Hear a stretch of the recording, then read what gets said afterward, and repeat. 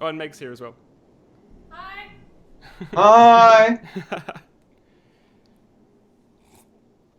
Cool, so we're totally live now, apparently. Sweet. Okay. So, well, how do where's is it on your YouTube's channel? How Yep. do I, So it should pop up on my main page. hey, look at that. Live now. How cool's that? Live. Oh, this is going to be Channel. awkward. How do I? So it should. There we go. Okay. I can mute that, Yeah. Cool. So right? people should be able to hear you, and they should be able to hear me as well. Hopefully. Oh, I see. You take the YouTube chat popped out and you put it in the stream. So, So you can is see it on it your end as well. right? Okay, but I should pop out the YouTube chat and not pay attention to what's happening in the chat window. Probably yes. Okay. See, I'm cool. We'll just get it to Oh, work. We'll make it up. there we go. So it's an awkward time because usually most people where you are asleep now. Dude, I exist in all time zones.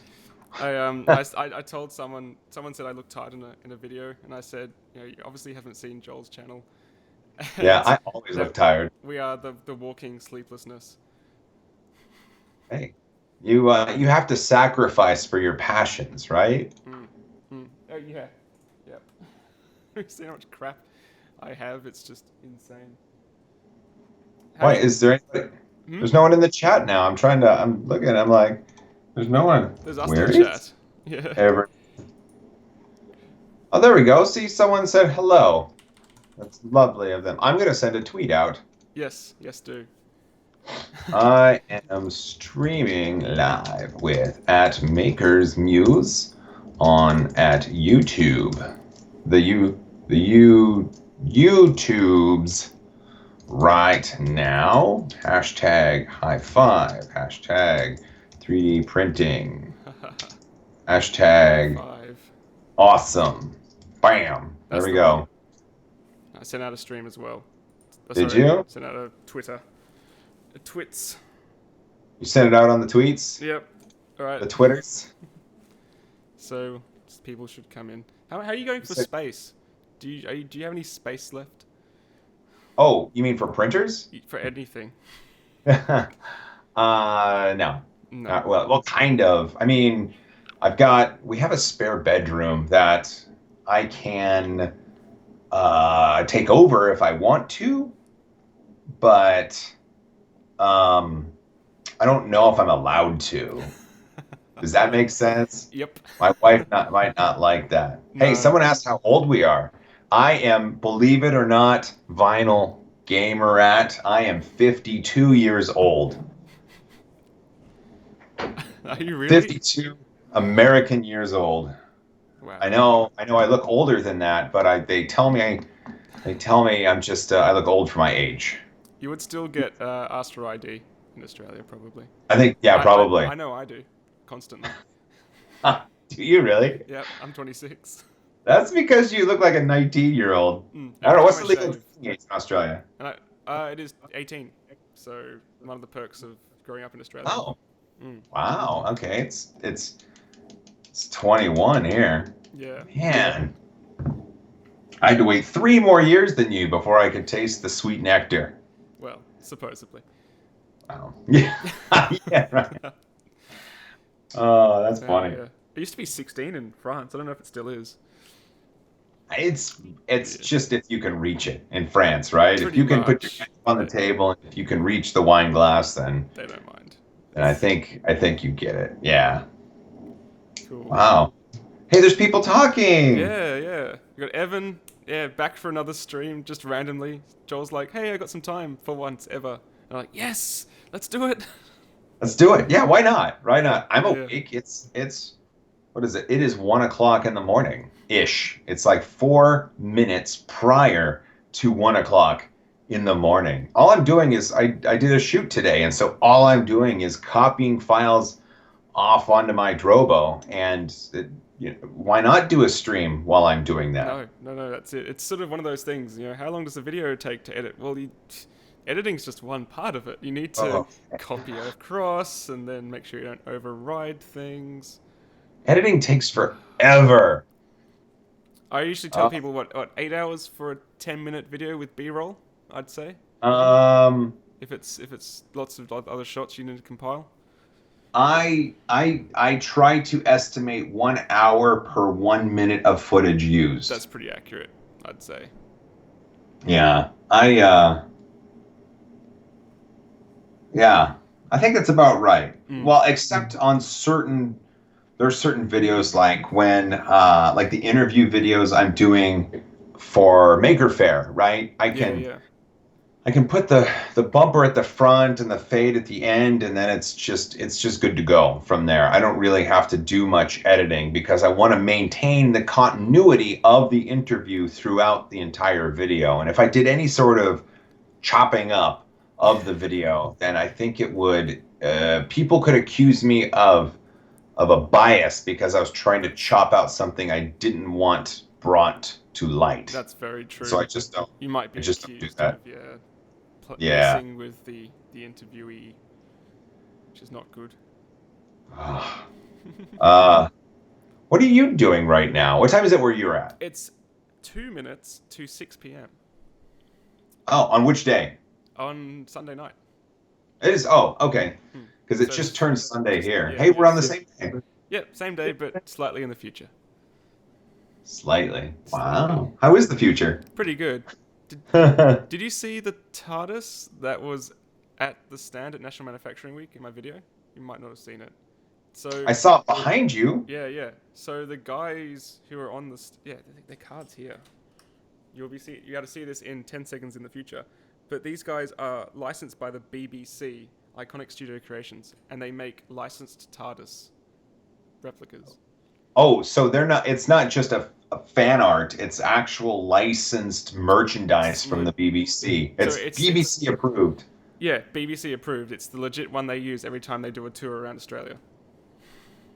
That's pretty fantastic. Pretty sick. And you're not allowed to take photos inside. It's you maintain. Okay. So I have to go to Australia to see it? That's a really long plane ride just to see this. No, this is the Australian one. There would be other ones, I'm sure. But this is an approved licensed one, I suppose. Oh, okay. Okay, I see. I would like to see that. It was pretty neat. See. Wait, my hair. Yes. There we go. We gotta get good hair, right? Is that better? That's pretty good. That's Joel hair. Okay, there we go. Yeah. When my hair gets long and when I'm freshly showered and then I put a hat on in the morning, my hair just lays just kind of flat. Yeah, likewise. It's not. I can't imagine you with flat hair. With me, right? I don't know. You've got me and flat hair is just dull. But the problem is it's so thick, even gel doesn't do anything to it. So I used to sleep. Really? If I used to have a shower, then go to bed, then go to uni, and my friends would be like, Angus is happy if his hair's all crazy, then Angus is having a sad day if his hair's all flat. That's pretty awesome.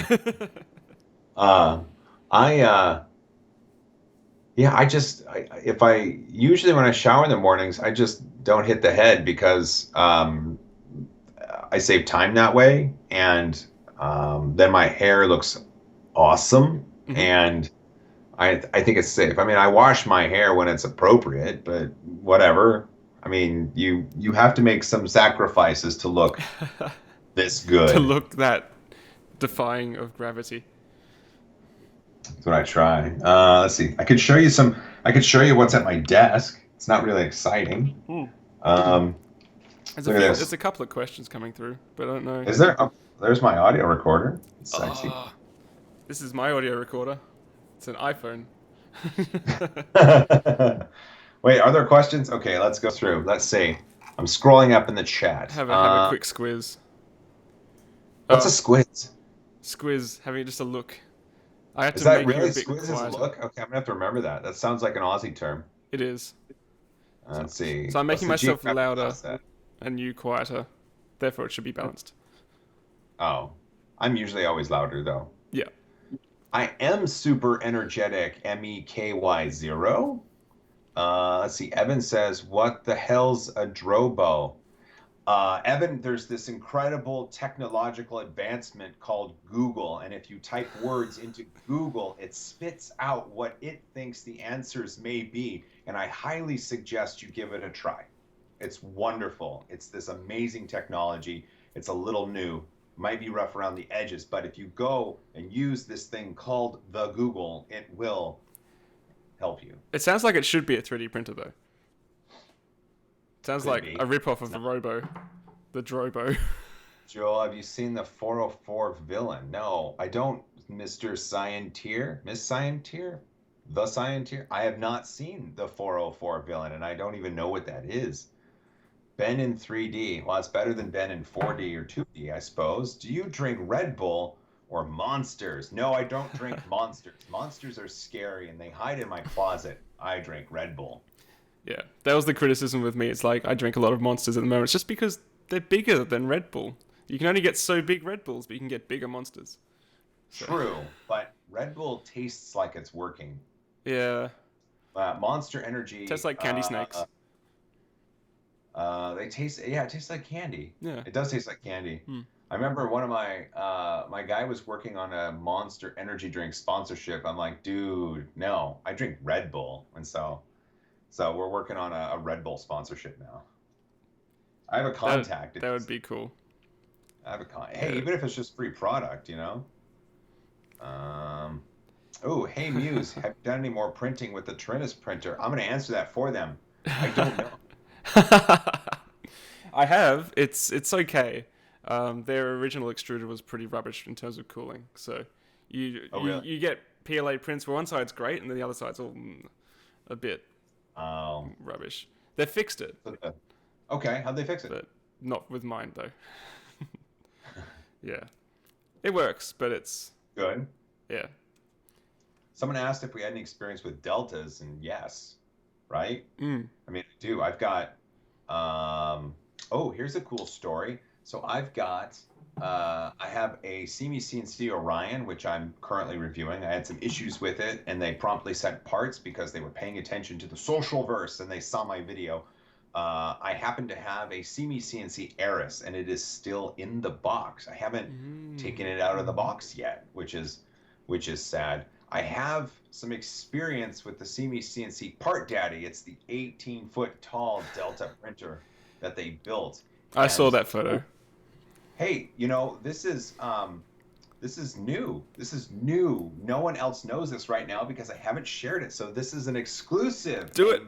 Do it. Yeah. When John from SeeMeCNC stopped by my house, he said, "Hey, do you want something that the Part Daddy has printed?" And I was like, "Yeah, of course I want something that the Part Daddy has printed." And so I have a nearly 6-foot tall section of a rocket that it failed mid-print because the hopper got jammed. But I don't care. I have this giant half rocket. That is phenomenal. I can count the number of people that have things from this printer on this hand, and I'm one of them. Exclusive. Yeah. Everyone's printing massive rockets at the moment. It's the thing. Well, that's because it's cool. Rockets and benders, right? Yeah. And they print quick. Do they? If you're doing a shell, if you're doing a giant shell. Well, I guess it depends on how big you're printing it, right? Yeah. I mean, anything massive doesn't really print that fast. Let's see. What are some of the problems and this is from the chat, Angus. What are some of the problems and advantages with Cartesian versus Delta? Well, the Cartesian printers are wily and they like to fight. They tend to fight with spears and bows rather than machined metal that flies through the air, whereas the Delta printers are an advanced society that fight with machines and gas-powered death bow fingers, and so they fight. It's much like it's like when you saw the humans versus the avatars in Avatar. And, you know, the avatars won because they were wild. That's blue. And that sums up the difference between deltas and Cartesian printers. Let's not even mention the polar printers. I mean, there's not much that we know about those ones. They They keep to themselves, yeah. themselves and they watch from They afar. just like to watch the world burn, and then they'll come and claim it for themselves. Right? Polar printers, man, I swear. Someone asked how they can use flexi filament, and that's actually, honest to goodness, a really good question. To use flexi filament without a special extruder, you do need to go slow because pressure on the filament will cause it to bow. You can get a special extruder like the Flexion extruder or the 3D Gents one behind me. It has a part that goes between where the filament hits the gear, and then it has a part where after the filament goes through the gear to the throat of the hot end, and it keeps it in line. The Ninja Flex Cheetah is supposedly a TPU that can print in a normal printer at decent settings. So I'll be curious to see how well that works. Yeah. I saw some of the models. I didn't get to play with the material, so I'm working on that. The Flexion's pretty good. It's got that fully supported guide, but without that, you need like 10 millimeters a second or something. It's a bit painful. You can do 10, sometimes 15. Flexion sent me a dual extruder for my Flash Forge. I need the time to install it. that elusive time. I can forego more sleep if I wanted to install. Yeah. Yeah.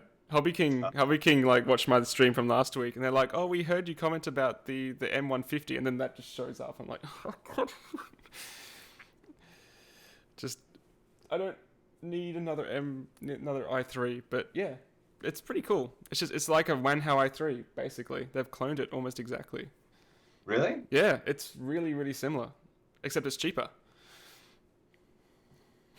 Interesting. All right. And I said I liked pink eSun PLA, and so they sent me some, but they sent 3 mil. You can send it to me. I can run it. Yeah, you run it on your Lozbot. Wait, do you have the TAS? Do you have the TAS 6 still, or? I do. I haven't sent it back yet. Yeah. Lo and behold, they sold a massive amount of TAS 6 printers, and they don't have any to send to me for a new review. Give them a week or two. Super popular. Yeah. It was super popular, and my unit just happened to be one of the ones they said was in a batch of bad units. They identified serial numbers in a range, and I don't know. We'll see what happens. But if I get a Lulzbot printer if I get the TAS 6 back and it's not good, then I don't know. I mean, I'm gonna have to not recommend it, right? Yeah, you recommend what you're given. Like, you can't just say, "Oh, mine's rubbish," but everyone else's is good, therefore I'll give it a good review. It's not how it works. No, can't say that. Unfortunately. Well, that's why. Did you see my Twitter rant on the XYZ DaVinci Pro? No. I must have missed that one. I sent out like 5 or 6 different videos of me trying to use it. The front, it doesn't sense the front door is closed because the nub is missing from the sensor. Like the door can't impact the sensor because the nub is missing. And I sent that to XYZ support, and they said, well, it must have taken a pretty hard hit in shipping. And I'm like, no, because the nub doesn't exist. It's not in the box. It's not in the packing material. It's not in the printer. You didn't put it in the printer. Yeah. It didn't get hit hard enough in shipping for the nub to like dematerialize. It didn't exist in the printer. The top door doesn't register on the sensor because for some reason it's not heavy enough to push down on the sensor itself. If I put my hand on the printer and push down on the top, I hear a click click, and that's the sensor engaging. Right. So if I shove a paper clip into the front sensor and I put my hand on top of the door for the top sensor, it works. It worked, but it senses all the doors are closed. If a door isn't closed, it doesn't allow you access to the LCD. No buttons work on it. Wow. And I leveled and then I re-leveled the machine, and it says, no joke, on the LCD, it's perfectly level. It still won't stick anything to the build plate. I've used glue. I've used even more glue stick. I tried praying. None of it worked. So. And you spent so many hours trying to make that machine work when it should be good out of the box. Here's the crazy part, and here's where I get so upset. If if the XYZ DaVinci Pro is meant as a printer that anyone can use, just get it started up and start printing with, and this is the experience that some people go through, there's no doubt in my mind that XYZ has prevented some people from getting into 3D printing. That there's people like my parents, right? If my parents would have bought a printer like this and then had the absolute problems with the printer like I've had, they would have returned it and then just decided to not get into 3D printing because it's not worth it. And Exactly. Yeah. and so it's not, this isn't just a bad machine sent to me, right? This is an entire company actually driving people away from the industry that I'm most passionate about. So I can't, even if they come back and say, we'll ship you a new unit, I'm going to tell them no, right? It's too late. Yeah. It's too late. Why would you do? No, I'm not interested in your printer. I'm pretty sure. I have no idea what they're going to come back with. I haven't heard back from tech support yet. But yeah. It's exactly like the 5th gen. Like we had a 5th gen for an entire year. Went through 4 extruders. It never functioned properly. Got a refund for it. And oh, really? You wonder how? Yeah. Well, after forcing a refund out of the poor reseller in Australia. And you wonder how many schools bought that machine thinking we'll teach our kids STEM, we'll get a 3D printer, we'll get the 5th gen that's highly recommended by all these supposed review websites on the internet, and then it just never functioned. Oh, that's terrible. You wonder, don't you? And they're like $5,000 in Australia for a 5th gen MakerBot. It's ludicrous. Seriously? Yeah. I honestly believe that Stratasys bought MakerBot to destroy the consumer 3D printing market. I honestly believe that's what they did. I mean, thankfully, it's not dead, right? We still have all sorts of fantastic innovation in desktop 3D printing. It's just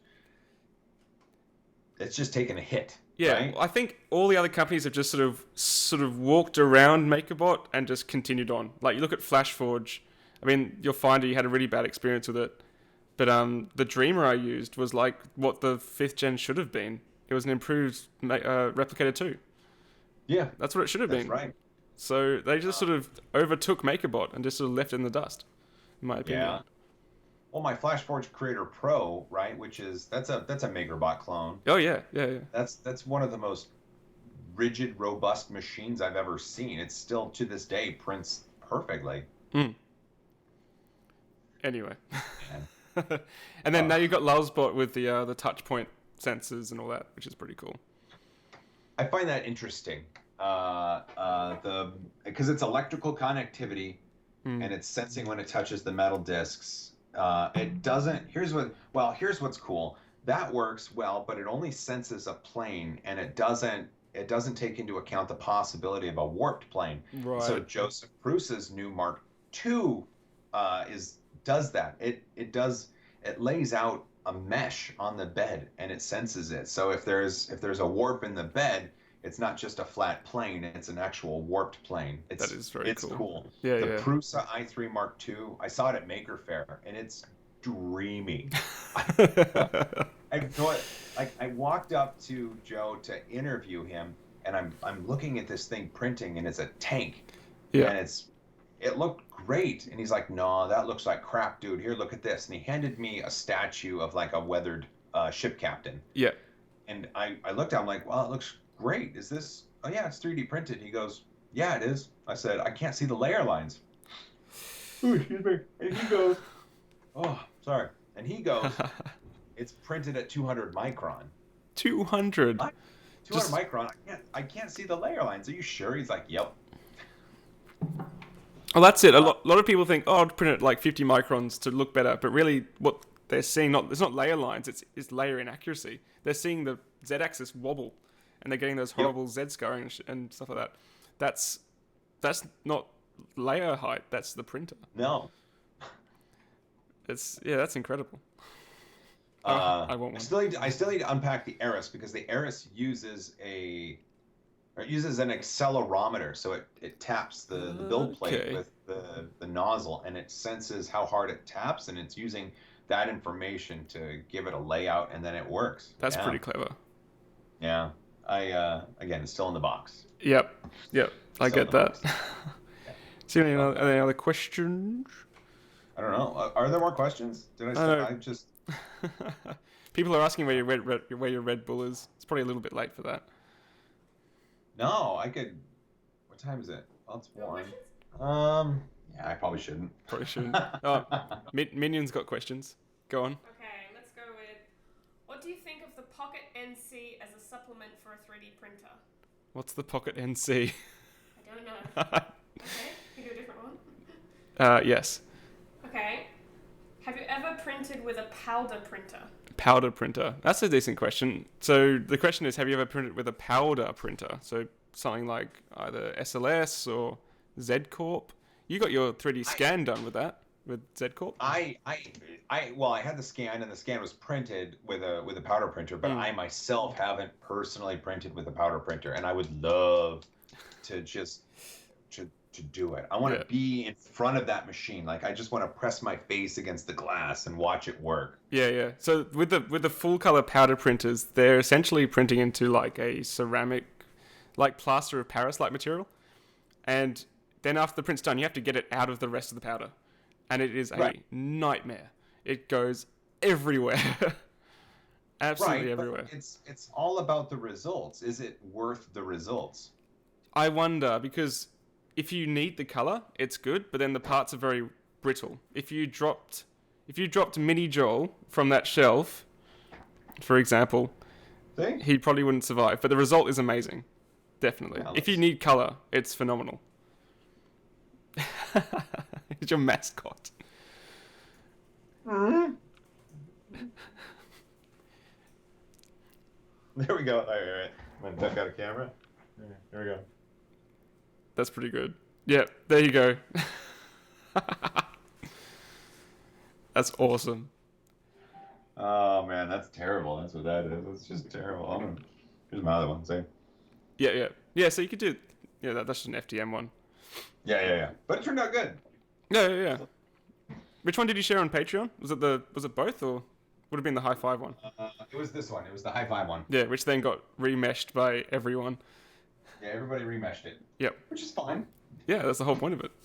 That's the whole point of it. That's why I wanted it. Yeah, I just said, just don't, it's special because it's Patreon. Don't release the model, but, mesh it around and have fun with it.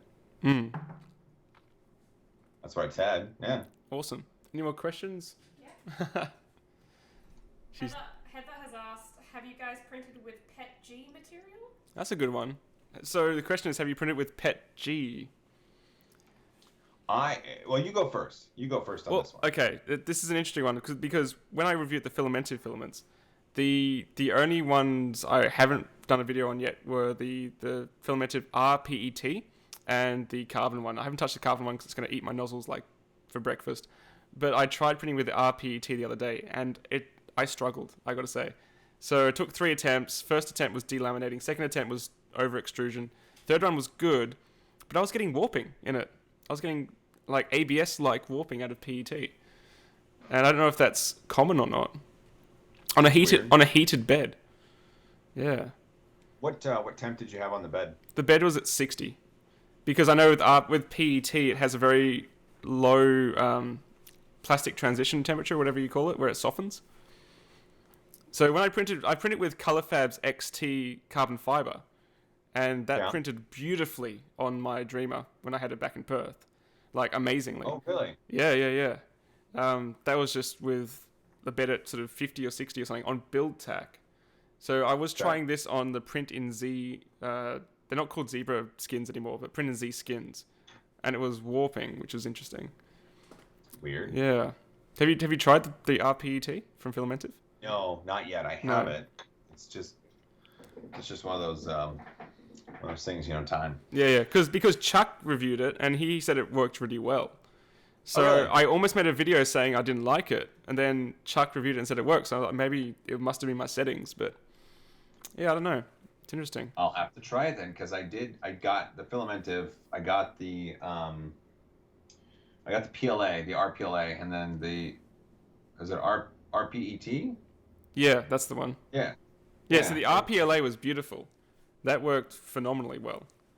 Let me see if I still have. Hold on a sec. Let me see if I have.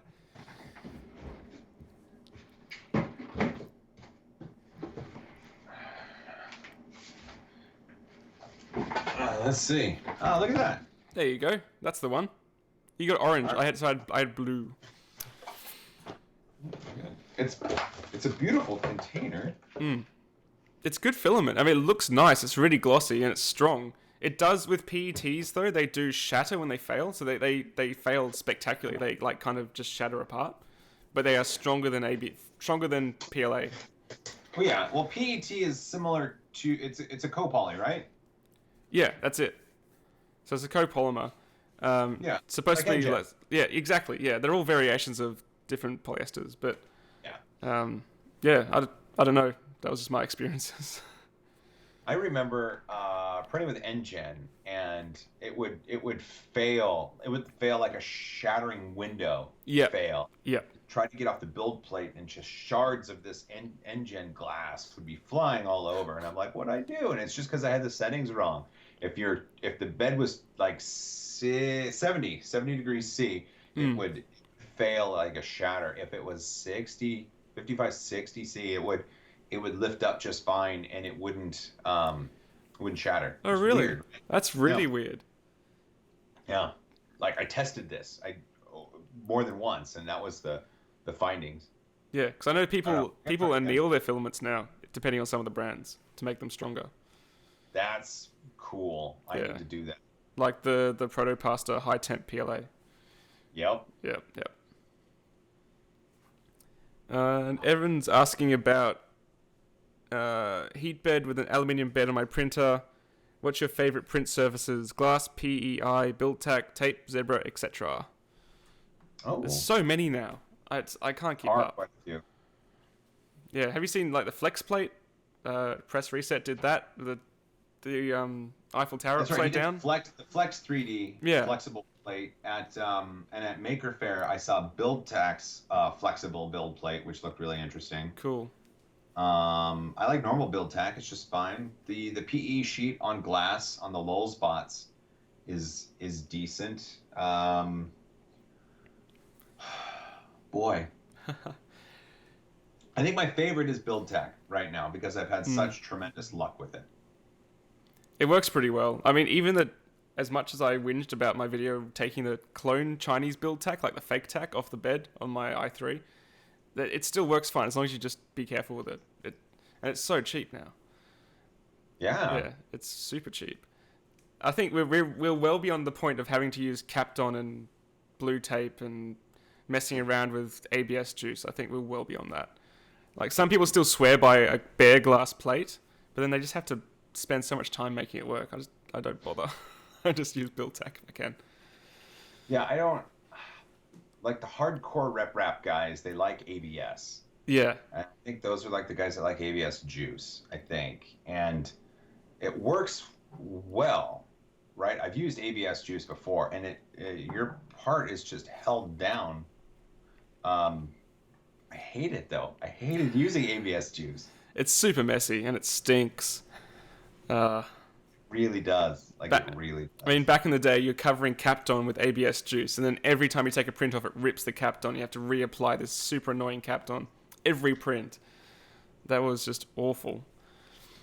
So I'm glad we're beyond that. I mean, it's interesting. The Robox, the bed heats up to 125 degrees Celsius, and it uses that sort of fiberglass like plate, which is sort of a like circuit board material. It's called Garolite. Oh. Yeah, it's sort of thin, quite strong. It's like a fiberglass essentially, and that it doesn't have any adhesives on it. It's just the heat keeps it in place. Then when it cools down, it just goes a bit like PEI. Okay. Yeah, I think that's the way to do it. If you want to do ABS. God, that's really cool. Yeah. I want to be able to do that. That's one of the things. Okay, the BuildTak is great, but you still have to get your piece off the BuildTak. Yeah. So a removable bed. That's why the removable, this seems cool. The BuildTak was, so essentially on your build plate, you put down like you put down BuildTak now, you put down BuildTak that was like a magnetic surface. And then the flexible plate was just a magnetized on top That's of it. pretty cool. So you just kind of pop it off, and then Yeah. pop your piece, then put it back on, and it worked really well. That is pretty sick. God, I wonder if anybody got videos of it. I should look.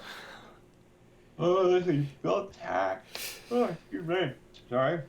Oh, Calvin's offering you some G10 if you're interested. So that's the Garolite material. Oh, it is. Yeah. It's Oh, they sell it at.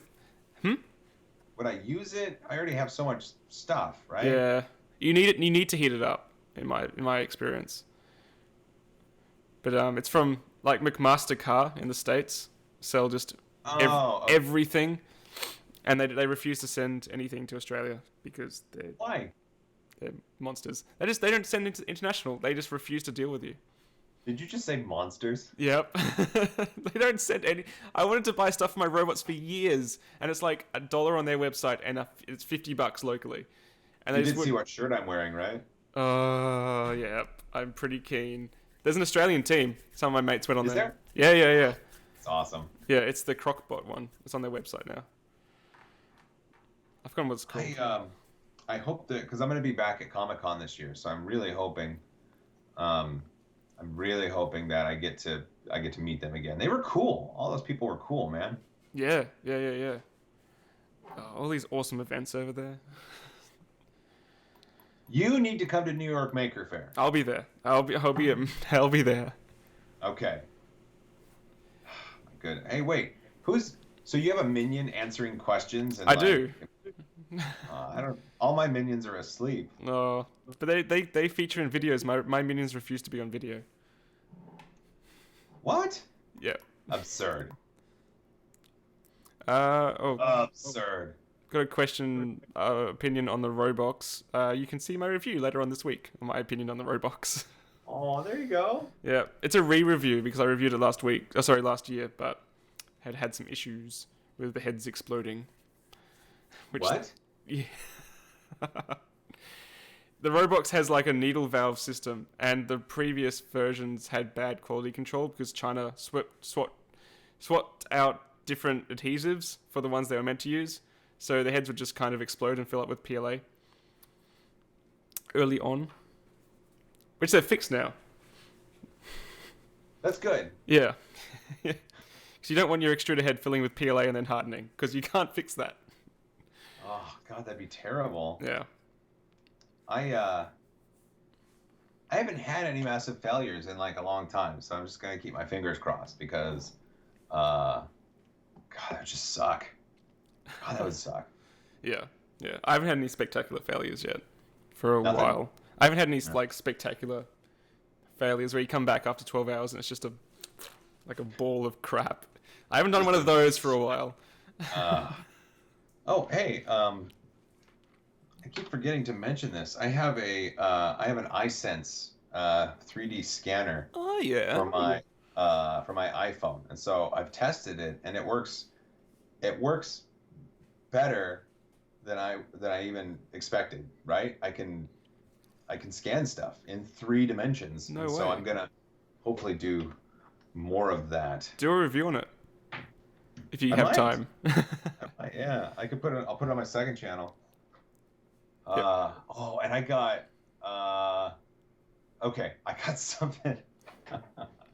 I got something really cool to review for the second channel. I'm not gonna say what it is, but it is so awesome, and I can't wait for you guys to see it. I can't wait for you to see it. It's just silly awesome. Do you want to like pimp your second channel? Because I'm not sure many people know about it. Oh, it is Technically Nerdy. That's the one. If you go to technicallynerdy.com or find Technically Nerdy on YouTube or Technically Nerdy without the E on the Twitters, that'll find it. And the idea is I'm a nerd, and I wanted a place to put non-3D printing nerd things. And so I thought, at the advice of a few people, I just created a second channel to dump stuff onto. I have no video upload schedule, and I don't promote it much at all right now, and I'm just going to throw random crap up there when I get the chance. And so manufacturers, they thought, well, if they started willing to send me things that are not 3D printing related. They thought, Yeah, well, he's yeah. popular in 3D printing, maybe I'll send him some stuff. So I have some cool stuff on the way. Awesome. It should be interesting. And it's nerdy. It's Excellent. so nerdy. Oh, it's so nerdy. It's so like it's so your channel. It's so nerdy. I don't want to spoil it. Okay. Yeah. Don't. Okay. Moving Stop on. talking about Moving it on. now. Ugh. Christian, will you build the cherry printer? No, I'm not going to build a cherry printer. Cherry printer. That sounds familiar. It's What the is one that uses these motors, the tiny little geared stepper motors that they're like $2 on eBay. And yeah, I mean, they're cheap and rubbish, but they're cheap. Yeah. And you can technically drive a 3D printer with them slowly. So it's $60 to build a 3D printer, supposedly. 60 euros. We, at Maker Faire, just down a few booths from Matter Hackers, was a guy named Cyrus, and he built a 3D printer out of a little doodler pen and Lego Mindstorms. No way. Yeah, it worked. It's Lego printer, and the Lego Mindstorms engine is slicing stuff and sending it to the printer. I mean, if you compare the things it makes to stuff a traditional 3D printer makes, it looks like crap. For sure.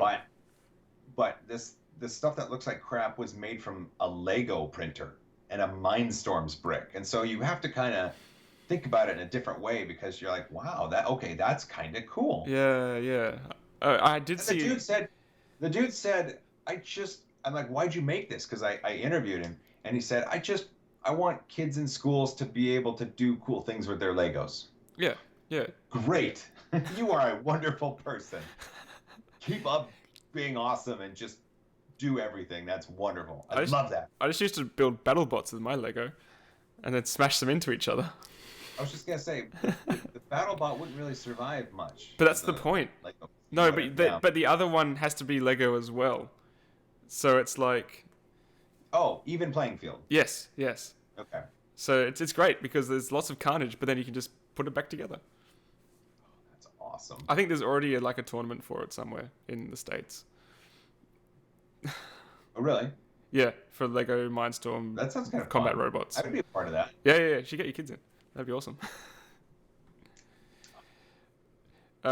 Someone's saying those motors suck. Like robots. What?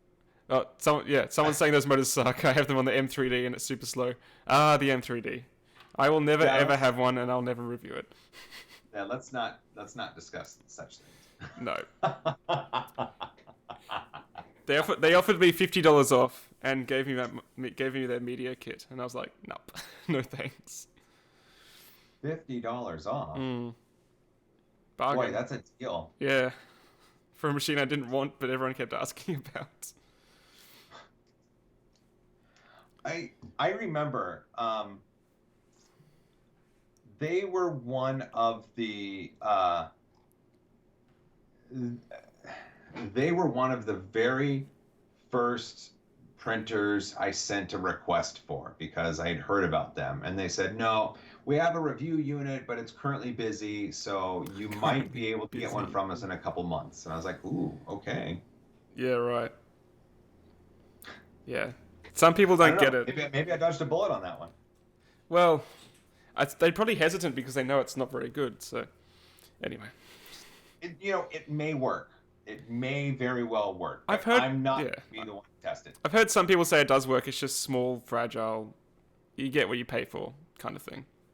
Ah, okay. But the Fabricator Mini is less expensive, and it works, right? That's it. I don't know how HobbyKing pulled it off, but it's tiny, but it does do what it advertises. It prints PLA well, and even Chuck prints ABS with it with a RAF. Yeah. I don't know how he manages that. Of course, Chuck prints ABS with it with a RAF. He's like, I'm not happy with this low cost printer printing just PLA. I want it to do everything else. And it does it. It does it for him with the build tack. Yeah, that's right. That's right. I need to get fantastic. one. HobbyKing reached out and was like, do you want a printer? And I was like, yeah. And then I haven't heard back. Yeah. Dang it. They're good guys. They're just they do run like a multinational hobby company. So 3D printing is just a new thing for them. That's kind of hard to do, I would Yeah. imagine. So I'm not worried. I'm not worried about it. Whatever. Yeah. Oh, people are asking who's Chuck. That's Chuck Hellebuck? Chuck Hellebuck. Yeah. He's EL Chuck Products. Hellebuck. Put the link. Minion, could you put the link to his channel in the chat? Does that work? It should do. Yeah? Can you hear the chat, Minion? No. Okay. Could you find the link for Chuck's channel? That's easy. Let's see. Let's see. If I just type in Chuck Hellebuck, it just comes up in the YouTubes. There you Hey, go. Nicholas. Too easy. Hey, Nicholas in the chat right now. Oh, Nicholas is awesome because Nicholas works for Polymaker, and he's the one that sent the Poly Smooth models to my kids who love them. That is awesome. Actually, I feel kind of bad because Nick got in touch with me through email and I missed his email. So I will get in touch with you, Nick. I'm sorry about missing that email. He is good people. Yes, You need to talk to absolutely. him. He is good people. That's awesome. Those models look fantastic. And then Calvin did a bit of research. He questioned the guys with the booth at Maker Faire about the polisher. And they sort of talked about how the droplets are quite large, so there's not really a chance of any sort of fuel air explosion. So he was pretty happy. Yeah, so That's if awesome. Calvin's convinced and he's an engineer, then I'm convinced. Yeah. Well, the Polymaker people were in the same booth as BuildTech, which was right next to the Matter Hackers booth. And so I saw them the whole time, and they were busy, and people were loving the models. They were loving them. Oh, they were so... Here, wait, I got it right here. Yeah, somewhere. show them off.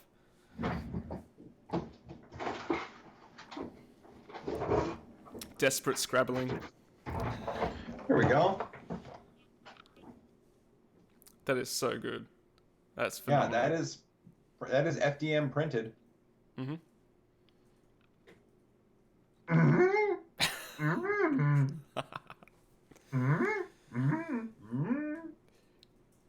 There we go. That's so good. So did you give your giant Yoda ball away to I printed 3. Oh, Yeah, okay. well, that all happened. So, there's the snail. I like the snail. Oh, that's awesome. Matt from, hold on a sec. Matt from Printed Solid Yeah. sponsored a contest on my channel. He sent me these rolls of the Swampy PLA. You had some of it too, right? The algae one, yeah. Yeah. So what he did is he took the Yoda model and he used Netfab or something to kind of carve out a bowl. And he wanted a bowl for Halloween, and he wanted a bowl for the new Star Wars movie when it came out. And so I was like, hey, let's do this. And so I printed it on the Gmax printer, and I printed 3 of them. And I sent one to Matt, and I kept one, and then I gave one away in a contest. Yeah, I remember that. Which is awesome. And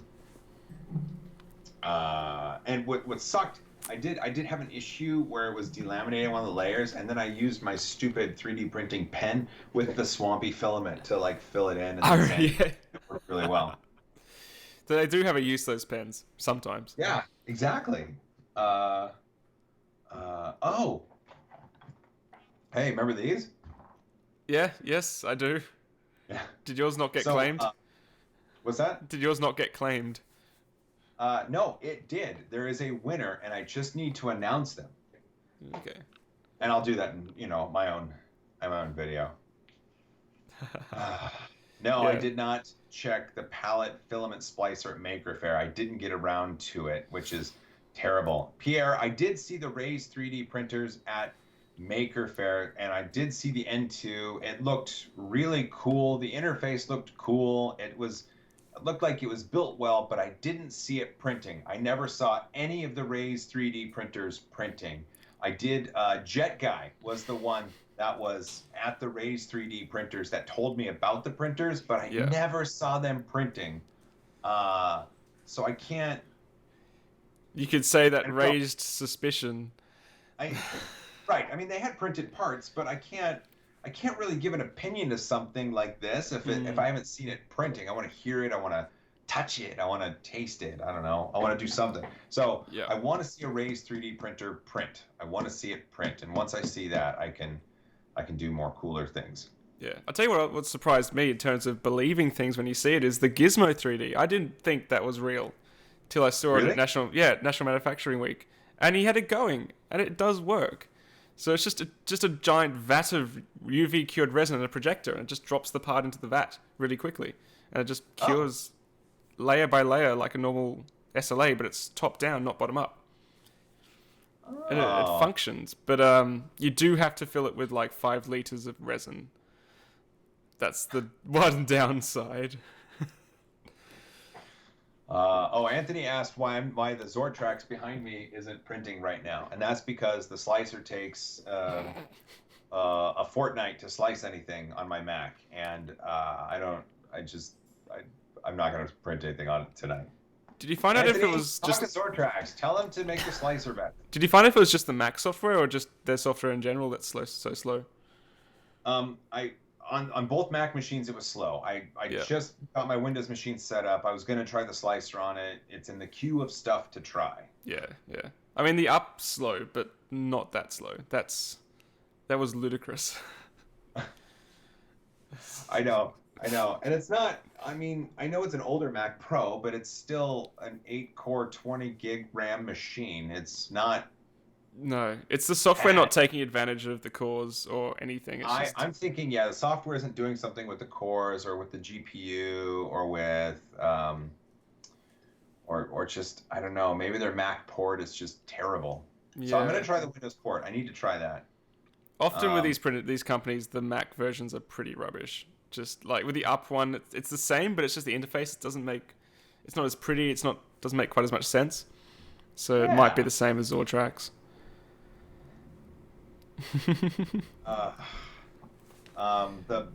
I'm still blown away by the models that the Zortrax produces. I know it's a closed system, and I know you have to use their filament unless you use the Z-Temp software, but it works, right? It works. Yeah, if that's what you need, then by all means, buy that, use it, support it, love it. That's it. It's a different market. If you're a school... It's a totally different market. And you need your kids' models to print because you want to go home at 5 o'clock every day instead of waiting for prints to start or fail and you don't know what's going on. You want something that just prints. You don't care if it's $70 for 500 grams or something like that. It's not... I think it's not quite that expensive, but it's pretty expensive. Because you're not paying for it, the school is. And that's the market they're aiming for. Yeah. And your time's valuable. See, they should, because XYZ is in a lot of the schools here in the States, and the schools should just dump the XYZ printers and even install Zortrax printers or Lulzbot printers or whatever. Find a bunch of Anchorbot Rep 2s and throw them in there, right? Anything's going to be better than those XYZ machines. Yeah, I still think the road boxes are probably the best for schools with the lock, but then there's the Cubicon single, which was just like amazing. Don't have to calibrate anything, and that's what a teacher wants. They just want to press. Yeah. Teacher just wants to hit print. Yeah. Teacher wants to load a model and hit print, and that's what works. Plus the let me see if I get here it is. So this is that Soundwave model that I printed from 3D Workbench. Let me see. Let me find the part. Is it? Okay. Here we go. This part right here. I want you to look at that. You can't see the lines. It printed at this angle. No way. You can't see. You can't feel the lines. They're not there. Well, like I was showing some people, like this is the Miku Hatsune I'm working on. You'll see it in a few seconds. But the hair, I printed it like this on its back, and it had support all through the hair and everything, which I was able to pull away from. This is PLA. Like, I don't know what other printer can do that. It's coming up. There you go. You'll be able to see it come up. That's PLA? That's PLA. And that was printed on its back. Pulled off her head. Yeah, you're terrible. Yeah, because it goes on like the main body. So I split up the entire model into different sections. Okay. Yeah, for different colors. Oh, someone's asking for a Dremel as a first printer. Yes. Absolutely. I'd say so. It's not the best printer by any means, but it just works well and it has great support. And here's the interesting thing about the Dremel. You need to dump whatever software it comes with and buy Simplify 3D. And I know it's an extra $150 US, but Simplify 3D unlocks the potential of the Dremel printer and will allow you to print more of everything. It's perfect. For sure, yeah. When I was using the FlashForge Dreamer, it's like the Dremel is kind of, it's the same machine essentially, just the Dreamer has the heated bed and a second nozzle, which you don't really want. I think single nozzle is better. But when we got Simplify 3D and used it on the Dreamer, it just made the machine so much better just instantly. And it's nuts how much different software can make. It's really cool. Well, and I think it has to do just with the software's ability to tell the printer what to do in a better way, right? Because the printer's just hardware and it needs its instructions from something, and in those cases Simplify 3D just provides much better instructions. It does, yeah. And the support, to be fair, the latest Flash print is pretty good. They've actually taken cues from Simplify 3D, but it's still they're like, editable supports and that sort of thing, but it's still not quite there. You don't have the option to do different operations, which is what makes Simplify 3D so amazing. Nothing else does that. No, right? No. I mean, nothing. Yeah. No, nothing. You can't. No other program will let you say stop at this height, change it to different fill density, change it to a different temperature. Like, I know there's some plugins for Cura, but nothing gives you that amount of control. I agree. Well, at least not yet. Maybe someone will make something. Yeah, well, CraftBot looks pretty good, the latest craftware. But again, it's different. It's different. Yeah, it's different. I think Anthony's testing out all the different slices at the moment and trying to get differentiation between prints, because I think they're all kind of catching up with each other if you're just doing straight printing without anything fancy. Well, it feels like the digital camera market. It used to be Canon produced a better body until Nikon had their new one, and Nikon's better body was out, and then Canon would have a better lens, and but right now we're in a time where Canon and Nikon and Sony, they just make wonderful cameras and good lenses, and everybody's going to get awesome pictures with their cameras. And I think we're going to start seeing that with slicing engines, right? Everybody's going to start borrowing from other people, and everybody's going to start doing things in a very similar manner, and it won't the differences between slicers won't be as great. And then it's going to come down to the different configuration options and features that the slicers offer. And so far, Simplify 3D beats everybody on that. Yeah, that's it. Yeah, very, very true. Yeah, Anthony likes Simplify 3D as well very much. Yeah. I was going to turn Steam off because it keeps popping up people. Goodbye, Steam. Steam? Yeah, games. Oh, you have time to play the games? That's cute. Yeah, 10 minutes a day. No, probably more than that. Oh, dear. Oh, man, it's getting to be 2 o'clock in the morning. Let's, Should we more minutes start wrap wrapping it up? Is there any more questions? Yeah, just a couple more questions. Any reason neither of you have jumped into SLA printing? Oh, that's a good one. So the question is, any reason we haven't jumped into SLA printers or DLP for that matter? You want to go first? Yeah, well, I would say send me one and I'll and I'll jump straight in. But they're just messy. Like I've got a bottle of Daylight Cure resin right here, ready to go. But it's a different world. You need UV curing stations and isopropyl alcohol baths and gloves and work safe areas. It's not as simple as just pulling filament off and taking support off. Oh. It's a whole other world, and to get that extra detail, you really have to commit. And to be honest, you just saw the head I've done for the Miku figurine. I don't really need to do it yet, so that's probably why I haven't done it yet. But if you do need that detail, like 10 micron layers, it's a magnitude harder and a magnitude more effort to do using the SLAs, definitely. For me, no one sent me one, right? And if someone sends me one, I'm more than happy to put it to good use. SeeMeCNC has an SLA print or DLP print. Which one is it? It's the one where the projector hooks up and projects up, right? Yeah, that's DLP. So direct light processing would be the one. Yeah. they have one, the drop something, Mhm. and they were showing it off at Maker Faire, and you just have to provide your own projector, and they use the Maker Juice Yeah, for yeah. it, Yep. and it's cheap, it's really cheap. So the models from it look good. Yeah. They look really good. I'm really curious if that's the one I'm gonna get first. I don't know. Yeah, yeah. Well, that's it. If you, I always tell people with the resin systems, if you're going to use them a lot, then they're definitely worth it. But if you get them for now and then, it's not good because the resins last 3 months or something shelf life before they go Well, that's off. in optimal conditions, right? Yeah, If it's exposed to the elements, then it's far less, right? exactly. If you leave it on the dash of your car, it's just going to become super brittle and fall apart.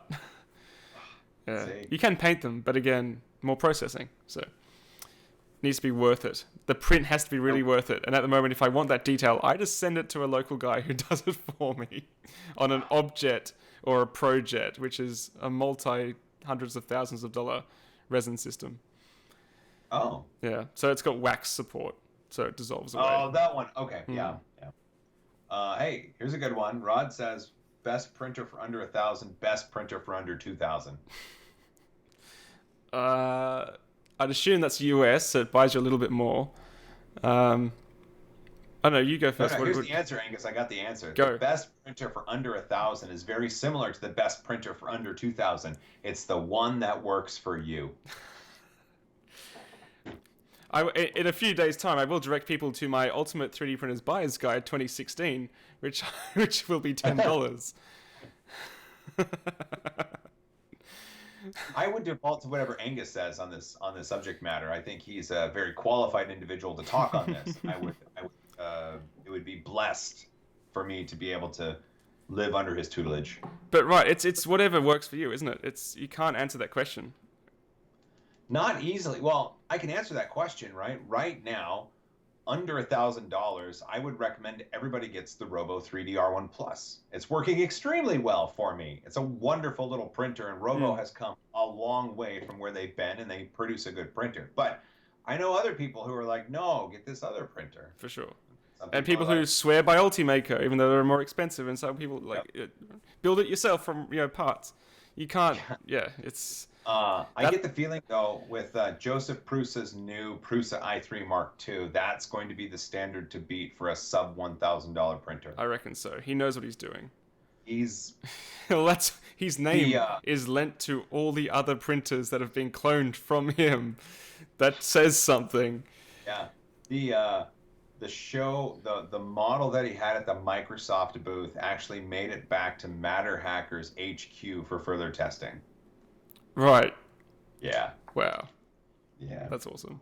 One more question? Yeah. One more? Oh. One more? Yeah. Have you worked with any hardened/coated nozzles like the Micro Swiss nozzles? That's a good question for Joel. So the question is about hardened nozzles. Have you worked with What many? about- So have you worked with many hardened nozzles, like the Micro Swiss? Have I worked with many? I've worked with Micro Swiss plated hardened nozzles. I have them right now on my FlashForge Creator Pro. I have one on my Dremel 3D Idea Builder. I sent one to Chuck along with the 8-inch Wombat I sent him. And Micro Swiss is a fan of my channel, and so they machined special J-head ends for the J-head units for my Gmax printer. Very cool. Yeah, Micro Swiss is a good company, and I think they're doing things right with how they're doing their nozzles. I've torn through a brass nozzle in 300 grams of carbon fiber before. It literally ripped a giant hole in it. Righto. Yeah. It is. It's so abrasive. It's so abrasive. Yeah. And that same carbon fiber through a plated nozzle, and it just laughed at it as it spit it out. It was wonderful. That's good. Yeah. I haven't actually used any yet. I have a few stainless steel custom nozzles, but no plated nozzles yet. Oh. You should talk to Micro Swiss. I should hit them up. It's one of those things on the list to do. So I haven't used any Protopaster yet because I haven't been game enough to do it. That's awesome. One more question. Let's do one more. All right, one more. More. One more. Okay. Do you think SDM printers will go extinct? SDM. SDM. SDM, is that the daughter of the FDM printer? I Don't know. I assume they mean FDM because SDM hope doesn't so. exist. Well, I guess, yeah. Do you think FDM printers will go extinct? Well, yes, eventually. I would say so. I sent this out in a tweet earlier because Preston over at Press Reset was saying additive manufacturing is the future and it's not FDM. And I think he's correct. FDM printers and FDM printing are going to hold our hands up to the door that leads us to the future. And then we're going to open the door and we're going to go through the doorway to the future as FDM printing waves at us from behind. It's going to, but does that make sense? Yeah, FDM is going will. to get us to a certain point, and it's going to help pave the way for mass adoption of additive manufacturing technologies, but it is not going to be the technology that continues to drive us futureward, No. future towards the future. Yeah. There we go, towards the future. Well, when I was at the manufacturing week, I was blown away by how many metal manufacturing companies there is now. There was like 4 different companies at that one trade show, and they're all using slightly different technologies, but I think the best one's the selective laser melting. You've got a powdered metal, you can use it an infinite number of times, you heat it up, and then you just hit it with a it's either a laser or an electron beam, depending on which type, and it will just tip it over the edge and melt it in that local area. And they were saying they can do aluminiums, they can do stainless steels, they can do Iconel for like aircraft parts. They get 99.7% density ratings, if not better. Serious? Yeah. And they just had all these parts on display, and they're just saying it's like super cheap. Once the machine's heated up, it does use a lot of power, but not like ridiculous amounts. And they just pump out custom parts. Wow. And it prints faster than an FDM. Sure, I mean, you're just throwing electricity into a powder, right? Pretty Go much. as fast as you want. Yeah, that's it. So that's the future. I mean, there'll be one of those in every major city hub, just pumping out, replacement parts, and they're good enough to stick straight into an airplane. That's so cool. Oh, that's cool. Yeah, that's Alex awesome. in the chat makes a very good point. As a tool, FDM has its place, and I do not disagree with that one bit.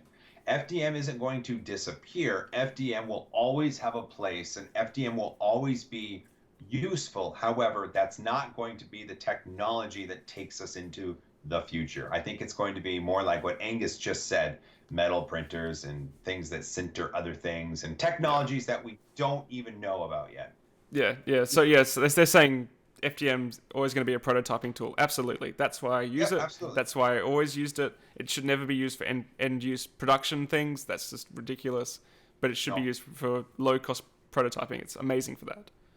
Well, just like with Bill Duran from Punish Props, he was over here today, and some of the things that you see that are made with FDM printers for cosplay elements are extremely wonderful because they print out these things, then they sand them, prime them, paint them.